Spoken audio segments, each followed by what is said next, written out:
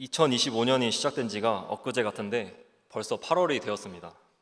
그리고 저희 모두가 이제 한여름을 맞이하게 되었습니다. 이번 여름이 유독 참 무덥습니다. 그래서 우리 성도님들 모두가 날씨 때문에 지치지 않고 오히려 하나님의 시원한 은혜와 사랑으로 날마다 평안할 수 있게 해달라고 제가 매일 기도하고 있습니다. 그래서 여러분 정말 어디에 있든지 또 무엇을 하든지 꼭 힘내시고 여러분 화이팅 하시길 바랍니다. 이 시간 미전도 종족이라는 제목으로 함께 말씀을 나누겠습니다. 네, 오늘은 하나바이블 27과 말씀이고 사사기를 시작하는 부분입니다. 그래서 먼저 사사기라는 성경에 대해서 함께 짧게 알아보는 시간을 가지겠습니다. 사사기 성경은 여호수아 다음에 나오는 성경이고 여호수아와 이야기가 쭉 이어지는 내용입니다. 여호수아 성경에서 이스라엘 백성들이 약속의 땅 가나안에 잘 들어오게 되었습니다. 잘 들어오게 된 다음에 그 안에서 많은 전쟁을 치렀습니다. 여리고성 전투부터 시작해서 이제 많은 전쟁을 치렀는데 이제 그 전쟁은 뭐였냐면 그 땅을 하나씩 점령하는 작업이었습니다. 그래서 그렇게 하나씩 점령하다가 결국 가나안 전체를 잘 정복하게 되었고 마지막으로 이렇게 정복한 땅을 분배하는 것까지 여호수아 성경에서 이렇게 잘 마치게 되었습니다. 그리고 이제 사사기가 시작이 되는 건데 그때 뭐가 남아 있었냐면 고지전과 같이 약간의 각계 전투들이 남아 있었습니다. 하나님은 이스라엘이 가나안을 정복할 때 다 제거하라고 명령하셨습니다. 그래서 이스라엘 백성들은 남아있는 몇 가지의 싸움을 끝까지 잘 싸우면서 가나안의 흔적들은 하나도 남기지 않고 전부 다 제거해야 했었습니다. 종교도 마찬가지고 우상, 문화 이런 것들을 하나도 남김없이 싹 없애버려야 했었습니다. 그것이 하나님의 명령이었습니다. 그런데 사사기를 시작하면서 안 좋은 조짐이 보이기 시작했습니다. 우리 1장 19절 말씀을 함께 읽어보겠습니다. 네, 시작. 여호와께서 유다와 함께 계셨으므로 그가 산지 주민을 쫓아내었으나 골짜기의 주민들은 철 병거가 있으므로 그들을 쫓아내지 못하였으며, 이제 거기에 있는 사람들을 다 쫓아내고 없앴어야 됐는데 쫓아내지 못했다라고 나옵니다. 철 병거도 있고 해서 그랬던 건데 지금까지는 철 병거가 있었으니까 그럴 수 있다고 칩시다. 그런데 문제는 1장 28절입니다. 우리 1장 28절을 함께 읽어보겠습니다. 네, 시작. 이스라엘이 강성한 후에야 가나안 족속에게 노역을 시켰고 다 쫓아내지 아니하였더라. 처음에는 쫓아내지 못했던 건데 여기서는 쫓아내지 않았다고 나옵니다. 이스라엘이 힘이 생기고 강력해지고 나서 이들을 쫓아낼 수 있는 충분히 그런 상황이었는데 쫓아내지 않는 선택을 했다는 것입니다. 그러자 무슨 일이 벌어졌냐면 32절의 상황이 벌어졌습니다. 1장 32절을 함께 읽겠습니다. 시작. 아셀 족속이 그 땅의 주민 가나안 족속 가운데 거주하였으니 이는 그들을 쫓아내지 못함이었더라. 이들을 쫓아내지 않으니까 이제 힘의 관계가 완전히 뒤바뀌어 버린 것입니다. 지금 이스라엘이 가나안을 정복했고 가나안을 이렇게 먹은 상황인데 얼마 가지 못해서 이스라엘이 가나안 족속 가운데 거주하게 되어버리는, 그러니까 한 족속이 가나안에 다시 먹혀버리는 실상이 되어버린 것입니다. 이러다가 나중에는 어떤 일까지 벌어지게 되냐면 이스라엘의 12지파 중에 하나였던 단 지파는 결국 사라져버리기까지 합니다. 이것이 바로 사사기 시대였습니다.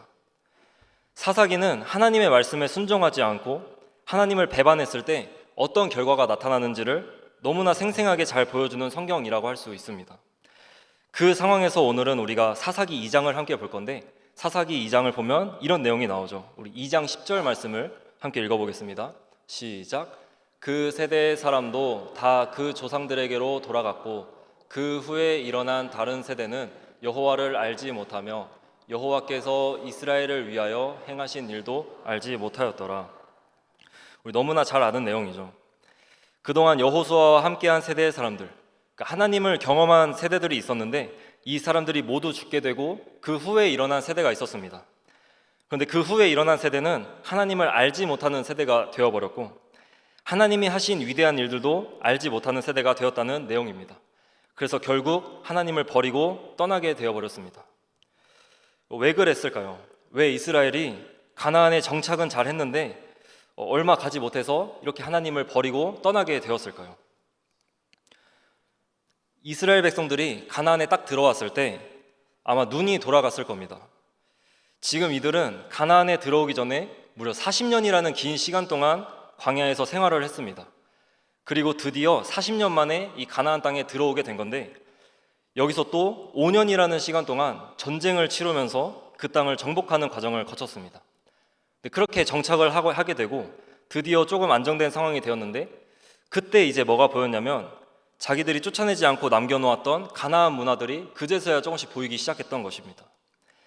가나안의 찬란한 문화, 완전히 화려한 우상 신전들이 눈에 딱 보인 것입니다. 그러다 보니까 눈이 돌아갈 수밖에 없었던 겁니다. 그리고 하나님을 믿고 섬기는 것, 율법을 지키고 제사를 드리는 것은 되게 수고롭고 힘든 일이었습니다. 그런데 그와 반대로 가나안 우상들은 그런 것들이 전혀 없었습니다. 그냥 와서 음란만 실컷 즐기고 가면 되는 그런 종교들이었습니다. 심지어 이렇게 편한 가나안 종교가 풍요까지 가져다 준다고 믿고 있었습니다. 그러다 보니까 영적으로 무너지고 망가지는 것은 순식간이었을 것입니다. 처음에는 하나님도 섬기고 바알도 섬기는, 하나님과 우상 둘 다 믿는 그런 혼합주의 신앙이었는데, 하나님 믿는 건 힘들고 되게 어려우니까 결국에는 하나님은 아예 떠나버리는 결과가 되어버린 것이죠. 이렇게 급속하게 가나안화 되어버렸고, 결국 2장에 나오는 것처럼 온 세대가 하나님을 알지 못하는 지경에 와버린 것입니다. 이렇게 이스라엘은 하나님을 버리고 타락하게 되었습니다. 여호수아 세대의 믿음과 신앙이 우리 후대에게 잘 전달되지 않은 그런 모습입니다. 그래서 이 말씀을 통해 우리가 먼저 알 수 있는 것은, 복음이라는 것, 우리의 신앙이라는 것은 전달되지 않으면 끊긴다는 것입니다. 신앙은 다음 세대들에게 자동으로 전수되는 것이 아닙니다. 복음은 누군가가 전달해줘야 되고 누군가가 전해줘야 이어지는 것입니다. 그래서 이 사사기 2장 10절 말씀을 가지고 우리 다음 세대 이야기를 참 많이 합니다. 우리가 살아가는 지금 이 시대도 보면 우리의 신앙의 유산을 물려주는 것이 얼마나 중요한지를 알려주는 말씀입니다. 우리의 다음 세대 아이들이 하나님을 인격적으로 경험한 그 살아있는 신앙을 가지지 못한다면 그들은 결국 사사기에 나오는 것처럼 하나님을 알지 못하는 세대가 되고 말 것입니다. 지금 우리나라 청소년 세대를 보면 많이 심각한 것 같습니다. 교회를 다녀도 어릴 때 세례는 받았고 교회는 매주 나오지만 하나님을 인격적으로 경험하지 못하고 내가 예수님 왜 믿어야 되는지 아직 모르는 청소년들이 너무나 많이 있습니다.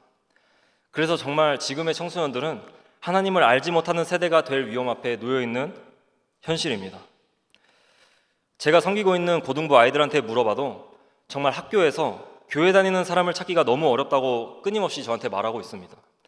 그래서 학교에서 생활을 하면서도 내 믿음을 잘 지켜가고 싶고 신앙적인 이야기도 같이 할 수 있는 그런 친구를 만나고 싶은데 찾기가 너무 어렵다고 저한테 그렇게 고민 상담을 많이 하고 있습니다.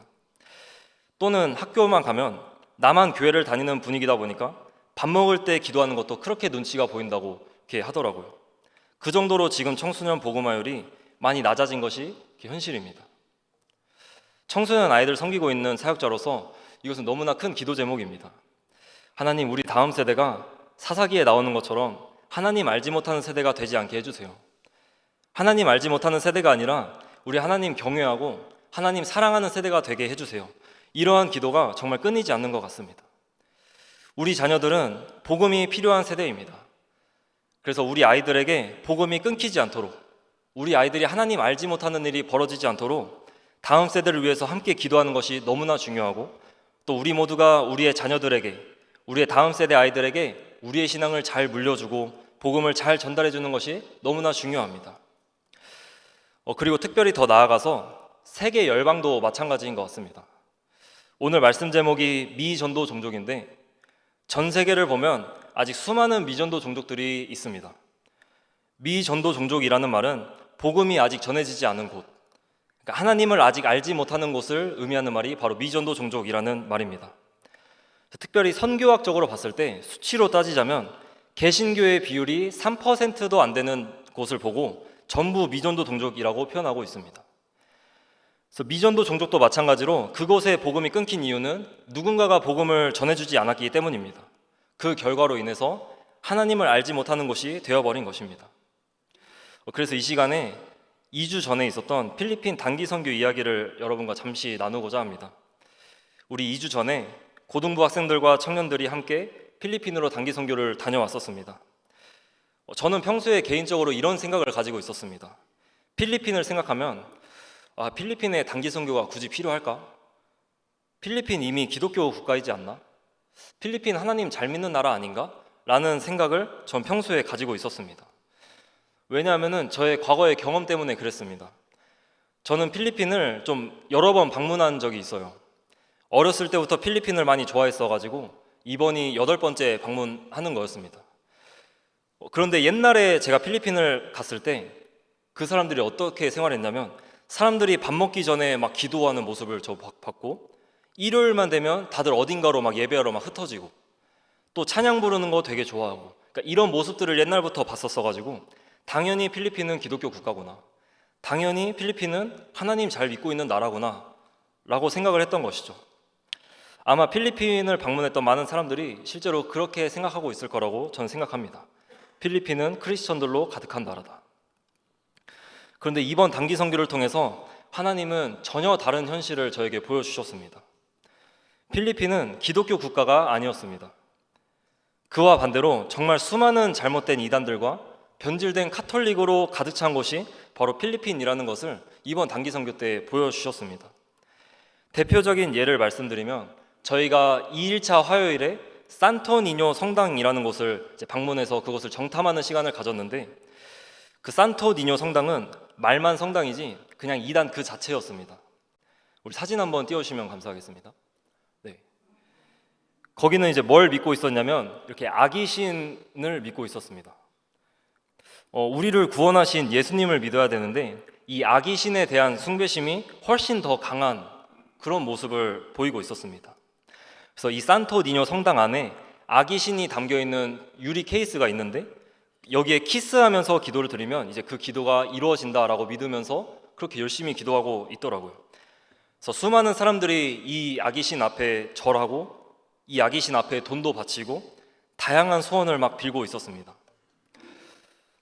이 세부에 있는 사람들이 이 아기 신을 믿게 된 배경은 이렇습니다. 이제 마젤란이라는 사람이 있었는데 이 사람이 16세기에 세부의 여왕한테 이 산토니뇨라는 아기상을 선물로 보냈습니다. 근데 어느 날에 세부에서 전쟁이 일어났던 거예요. 그래서 그 전쟁으로 불이 붙어가지고 세부에 큰 화재가 한번 휩쓸고 간 적이 있었는데, 그 화재가 휩쓸고 간 자리에 방금 보여드린 산토니뇨 아기상만 불타지 않았다는 그런 일화가 있었다고 합니다. 그래서 그때부터 세부 사람들은 이 산토니뇨 아기상을 신으로 모시고 자기들의 수호신으로 생각하면서 예수님보다 더 숭배하고 있었던 것입니다. 그러니까 완전히 이단인 것이죠. 그러니까 이런 식으로 잘못된 이단들, 완전히 변질된 카톨릭 투성이인 나라가 바로 필리핀이라는 것을 이번 선교 때 하나님이 보여주셨습니다. 그리고 저희가 이 사실을 알게 된 후에 이제 그 다음날 수요일에는 무슨 일이 있었냐면 필리핀의 한 초등학교를 방문해서 저희가 전도 사역을 하는 그런 날이 있었습니다. 그곳에 한 100명 정도의 초등학생 아이들이 모여 있었던 걸로 기억이 납니다. 100명의 아이들 앞에 서서 이제 저희가 한국에서 준비했던 이제 다양한 사역들을 우리 아이들한테 보여주는 그런 날이었어요. 그런데 제가 바로 전날에 이 산토니뇨 성당에서 이러한 모습들을 보면서 큰 충격을 받았던 터라 이곳 아이들에게도 혹시나 하는 마음으로 제가 물어봤습니다. 여기 예수님 아는 사람 있나요? 라고 영어로 이렇게 딱 물어봤는데 아이들 100명 중에 한 20명도 손을 들지 않더라고요. 그래서 처음에는 내 영어 발음이 많이 안 좋아서 못 알아들었나 보다 싶어가지고 다시 한번 천천히 또박또박 물어봤습니다. 여기 예수님 아는 사람 있나요? 라고 물어봤는데 여전히 100명 중에 20명도 손을 들지 않는 것을 그때 보게 되었습니다. 그래서 여기서도 또 한 번 충격을 받았습니다. 그래서 그 다음으로 이번엔 질문을 바꿔서 그러면 혹시 예수님에 대해서 들어본 사람은 있나요? 라고 물어봤는데 아니나 다를까 또 20명도 손을 들지 않았습니다. 그러니까 예수님을 전혀 모른 채 살아가고 있는 것이죠. 이처럼 필리핀의 복음화율이 생각보다 훨씬 낮다는 것을 이렇게 알게 되었습니다. 선교사님께서 말씀해 주셔서 알게 되었는데 필리핀의 개신교 비율이 9%밖에 되지 않는다고 합니다. 나머지 91%는 뭐냐면 전부 잘못된 이단을 믿고 있거나 아니면 혹은 변질된 카톨릭을 믿고 있거나 둘 중에 하나라고 합니다. 그래서 말 그대로 필리핀은 정말 하나님을 알지 못하는 나라, 미전도 종족이 맞았던 것입니다. 그래서 선교사님이 선교 기간 동안 이런 표현을 자주 하셨어요. 필리핀은 미전도 종족이다. 복음이 너무나 필요한 나라다. 생각보다 하나님을 아는 사람들이 많이 없다. 이렇게 말씀하셨습니다. 근데 진짜 맞는 것 같습니다. 그래서 이 필리핀이라는 나라를 이제 저희 대강교회가 언제 또 다시 갈지 모르겠지만 저와 저희 단기 선교 팀원들은 이 5박 6일이라는 짧은 시간 동안 필리핀이라는 나라를 마음에 확실히 품게 되었습니다. 너무나 안타까운 마음을 가지게 되었습니다. 그래서 선교 마지막 날 우리 금요일에는 이런 결단을 하기도 했어요. 우리가 한국에 돌아가서도 이 필리핀을 위해서 꼭 기도하는 사람들이 되자.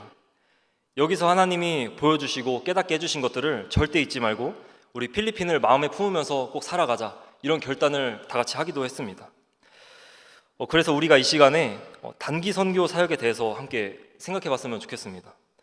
여러분, 단기 선교 사역은 저는 너무나 중요한 사역이라고 생각합니다. 단기 선교는 단순히 해외를 가고 단순히 여행을 가는 것이 아닙니다. 필리핀과 같이 복음이 끊기고 복음이 전달되지 않은 곳에 가서 우리가 복음을 잘 연결해 줄 수 있는 그런 귀한 사역이라고 할 수 있습니다. 우리가 복음을 들고 저 미전도 종족에 가지 않으면 그들은 복음을 듣지 못합니다. 복음을 모른 채 살아가다가 죽음을 맞이하게 됩니다. 그래서 저는 이 단기 선교 사역이 너무나 중요하다고 생각합니다. 저는 우리 대강교회가 앞으로 이제 단기 선교가 있을 때마다 꼭 함께 기도하고 함께 마음을 모으는 그런 공동체가 되기를 주님의 이름으로 간절히 소망합니다. 실제로 이번 선교를 위해서 저희를 위해 함께 기도해 주셔서 정말 너무나 감사합니다. 성도님들이 뜨겁게 기도해 주신 덕분에 저희가 정말 많은 것들을 보고 배우고 돌아왔습니다. 또한 교회가 함께 기도했을 때 하나님께서 어떻게 실제로 일하시고 또 실제로 역사하시는지도 우리가 두 눈으로 똑똑히 보고 돌아왔습니다.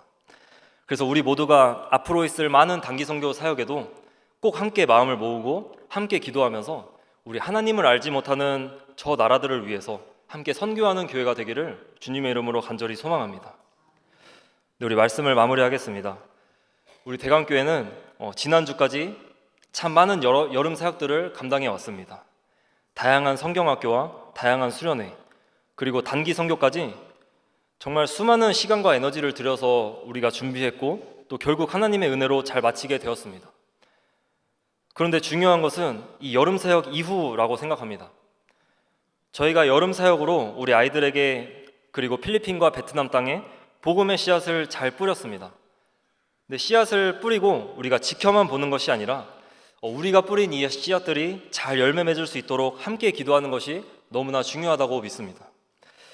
우리 아이들이 하나님 알지 못하는 세대가 되지 않도록 또 필리핀과 베트남이라는 나라가 하나님 알지 못하는 나라가 되지 않도록 우리가 함께 끝까지 기도하면서 끝까지 나아가야 합니다. 그래서 정말 미전도 종족처럼 여겨지고 있는 우리 다음 세대 아이들과 또 저 세계 열방들이 하나님을 인격적으로 만나서 더 이상 미전도 종족이 아니라 우리 하나님을 섬기는 세대가 될 수 있도록 우리 꼭 함께 기도해 주시길 간절히 소망합니다. 그리고 우리 대강교회는 정말 사사기와 같이 복음이 끊기는 공동체가 아니라 우리 복음을 다음 세대에게 끝까지 흘려보내는 공동체가 되어서 사사기와 같은 일이 벌어지지 않기를 간절히 소망합니다. 그래서 우리 대강교회를 통해 우리 다음 세대 아들이 살아나고 세계 열방이 살아나서 전 세계가 우리 때문에 복을 받게 되는 그런 귀한 교회가 되기를 우리 주님의 이름으로 간절히 소망합니다.